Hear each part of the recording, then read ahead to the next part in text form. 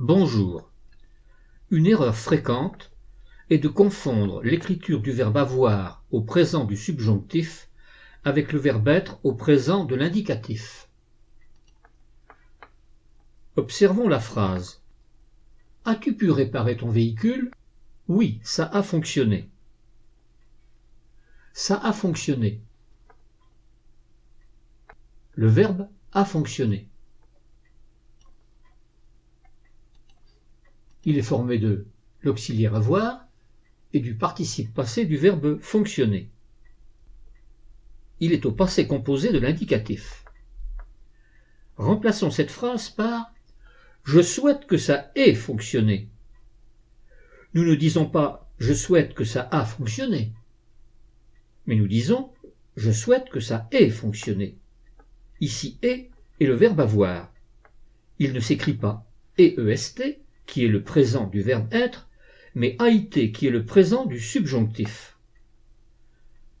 Ce subjonctif est employé par exemple lorsqu'on exprime un souhait, un doute, un désir.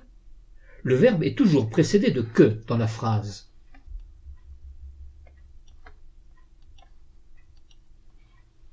Observons le verbe avoir au présent du subjonctif. Nous écrirons que j'ai, A-I-E,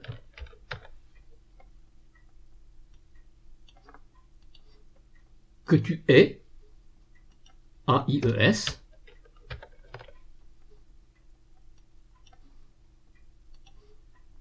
qu'il est, A-I-T,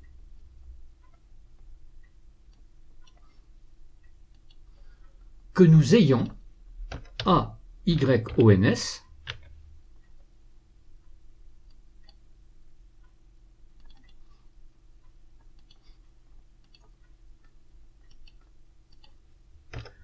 que vous ayez, A-Y-E-Z, qu'ils aient, A-I-E-N-T.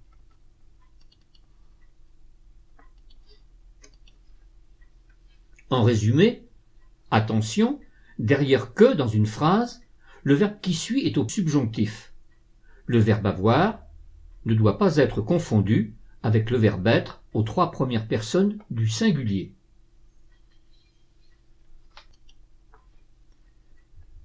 N'oubliez pas de revenir autant de fois que nécessaire sur une notion qui n'est pas totalement acquise.